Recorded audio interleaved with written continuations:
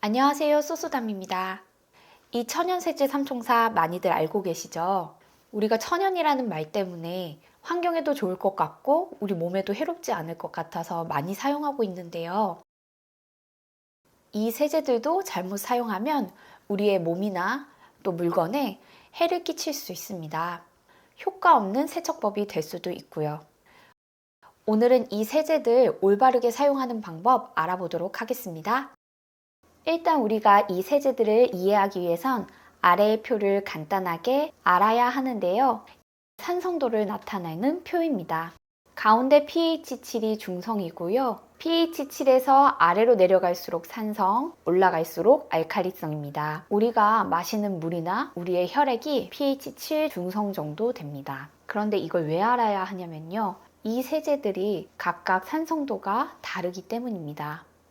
우리가 세제를 사용하는 이유는 오염을 제거하기 위해서인데요. 오염도 각각 산성도가 다릅니다.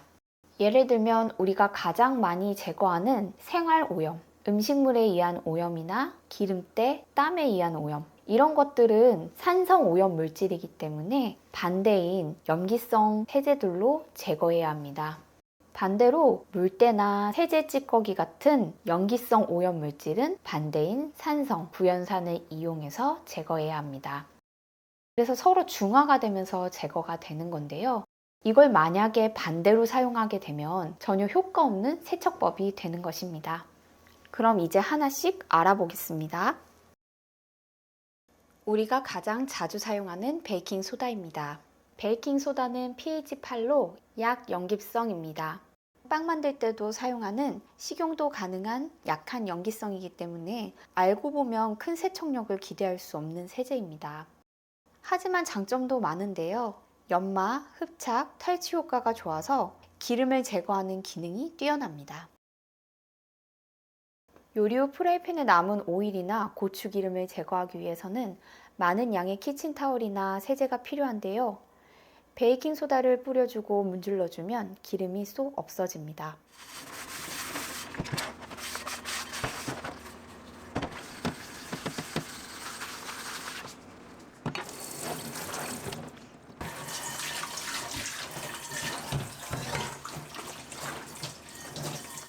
탈취 효과도 뛰어납니다. 신발장이나 냉장고에 넣어두면 탈취 작용을 해줍니다. 이걸 알게 된 다음 밀폐용기 김치 냄새에 사용해 봤는데요. 밀폐용기에 베이킹소다를 뿌려놓고 하루 두었다가 다음날 닦아주면 김치 냄새가 많이 빠져 있었습니다. 베이킹소다 사용할 때 중요한 점은 물에 풀었을 때 위에서 말씀드린 장점 대부분이 상실된다는 겁니다. 그래서 베이킹소다는 꼭 가루 형태로 사용하는 게 좋습니다. 또 아까 말씀드린 대로 약한 염기성이기 때문에 큰 세척력을 기대하기 어려운데요. 찌든 때나 오염물이 심한 경우에는 베이킹소다보다는 과탄산소다를 사용하는 것이 더 좋습니다. 정리해보면 베이킹소다는 연마력, 탈취, 기름때 제거에 효과적입니다. 하지만 물에 풀지 않은 가루 형태로 사용해주세요. 또 찌든 때나 심한 오염에 사용하는 것은 권장하지 않습니다. 과탄산소다는 pH 11 이상으로 베이킹소다보다는 높은 염기성 물질입니다. 과탄산소다는 알려진 것과 달리 천연 성분이 아니고요. 탄산소듐과 과산화수소의 합성물로 화학적으로 만들어진 제품입니다. 베이킹소다와 달리 물에 녹여서 사용해야 하는데요. 40도 이하의 물에서는 잘 녹지 않아서 미온수나 온수에 녹여주어야 합니다. 이때 물에 녹는 과정에서 과산화수소의 산화작용으로 표백작용을 해줍니다. 과탄산소다는 표백작용에 특히 좋은데요. 따뜻한 물에 과탄산소다를 넣고 녹여준 뒤 찌든 때가 있거나 음식물에 의한 오염이 있는 흰옷이나 행주를 넣어서 담가주면 표백의 효과가 매우 좋습니다.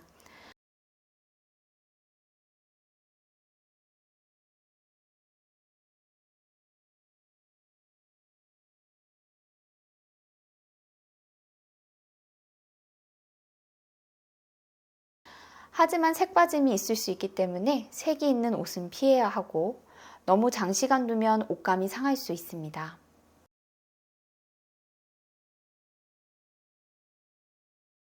살균 효과가 있어서 배수구 청소에 이용할 수 있습니다. 배수구에는 세균이나 곰팡이 번식이 쉬운데요. 배수구 구멍을 막고 과탄산소다를 적정량 뿌려주세요. 따뜻한 물을 부어주고 불려놓은 뒤 닦아주면 매우 깨끗한 것을 볼 수 있습니다.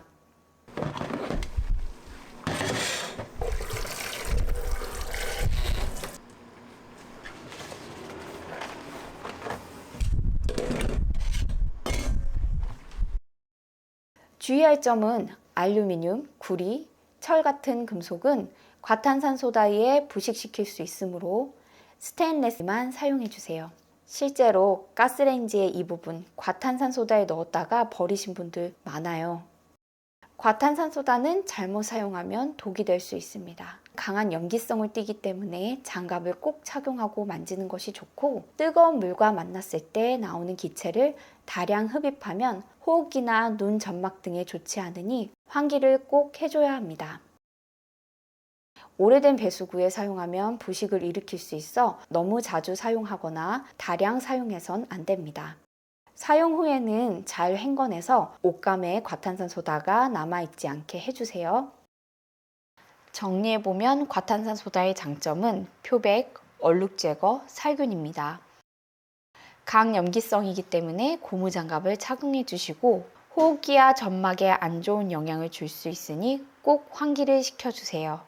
스테인레스 외 금속은 부식을 시킬 수 있으니 사용에 주의해 주세요. 구연산은 pH 2로 이중 유일한 산성세제입니다. 염기성 오염인 물때나 세제 찌꺼기를 제거하는데 사용합니다.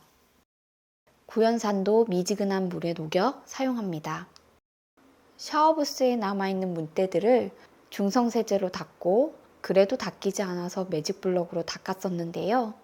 공부하고 구연산 푸른 물로 닦아주었더니 너무 쉽게 제거되더라고요.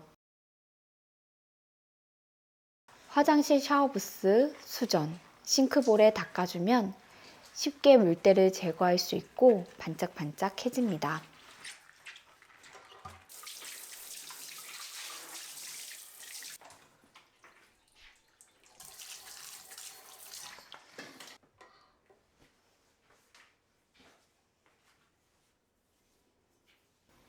세제 찌꺼기 제거에 사용할 수 있습니다.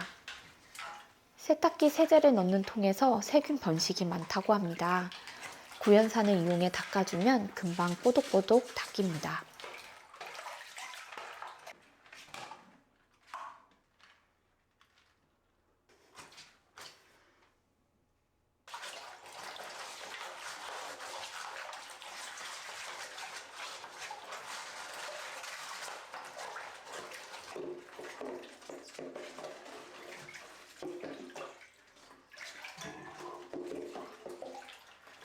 섬유유연제 잔여물이 걱정되는 수건이나 속옷은 구연산을 넣어 헹궈주면 세제 잔여물도 제거할 수 있습니다. 구연산이 섬유유연 작용도 하기 때문에 섬유유연제 대신 사용하는 것도 좋습니다. 구연산 사용 시 가장 주의할 점은 락스와 절대 섞어서 사용하면 안 된다는 것입니다. 락스와 사용할 경우 독성가스인 염소가스가 발생됩니다. 정리해보면 구연산의 장점은 물때와 세제 찌꺼기를 제거해주고 섬유유연 작용을 해줍니다. 산성 물질이기 때문에 고무장갑 착용을 해주시고요. 락스와 절대 섞어서 쓰지 마세요. 독성가스인 염소가스가 발생될 수 있습니다. 오늘은 베이킹소다, 과탄산소다, 구연산의 장점을 살려 올바르게 사용하는 방법을 보여드렸는데요. 이 세제들은 서로 섞어서 사용하면 중화되어 효과가 떨어집니다. 단독으로 사용해 주세요.